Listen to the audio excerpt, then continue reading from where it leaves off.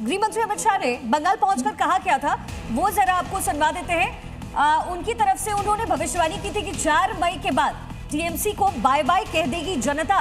1 बजे तक टीवी हटा करके जो बदलाव है बिल्कुल भविष्यवाणी हो जाएगी। सुन लेते हैं, एक बार सुन लेते हैं क्या कुछ कहा था गृह मंत्री ने। भाइयों बहनों, 4 मई को सुबह काउंटिंग चालू होगी। 8 बजे बैलेट बॉक्स खुलना शुरू होगा। 9 बजे पहला राउंड, 10 बजे दूसरा राउंड, 1 बजे काउंटिंग समाप्त और बीबी दीदी टाटा गुड बाय। तो चलिए देखिए गृह मंत्री अमित शाह को हमने सुनवा दिया। उधर प्रधानमंत्री नरेंद्र मोदी ने भी कहा था कि ये मेरी आखिरी रैली है और अब मैं यहाँ पर शपथ ग्रहण समारोह में आऊंगा। तो कहीं ना कहीं राजू बिष्टा जी, ये जो कॉन्फिडेंस था बीजेपी का, ये इसके पीछे टीएमसी तो कुछ और खेल कह रही है।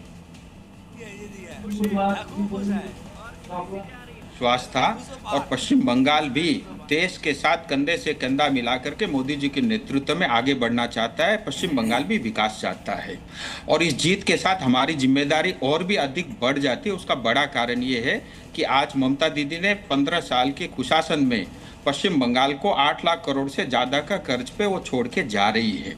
और घुसपैठ दूसरी सबसे बड़ी समस्या है।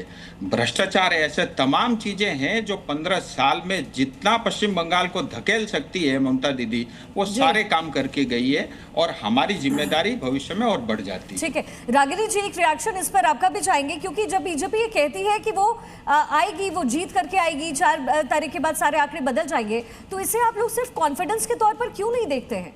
क्योंकि ग्राउंड पर काम बीजेपी कर रही है, इसे मान क्यों नहीं लेते आप? क्योंकि पूत के पार पालने में दिख जाते हैं। जब कर्नाटक में चुनाव होता है और अमित मालवीय चुनाव आयोग से पहले ही ट्वीट कर देते हैं कि डेट क्या होगी चुनाव की, तो शक के दायरे में भारतीय जनता पार्टी आएगी। जब असम में परिसीमन होता है और कांग्रेस पार्टी के नेताओं के साथ इस तरीके की सीटों के साथ खुरपैंच होती है, इस तरीके से कटाई छटाई होती है कि कहीं पर 8 लोकसभा विधानसभा होती है, एक लोकसभा में कहीं 12, कहीं 6 लाख वोट। रागिनी जी मैं आऊंगी और कुछ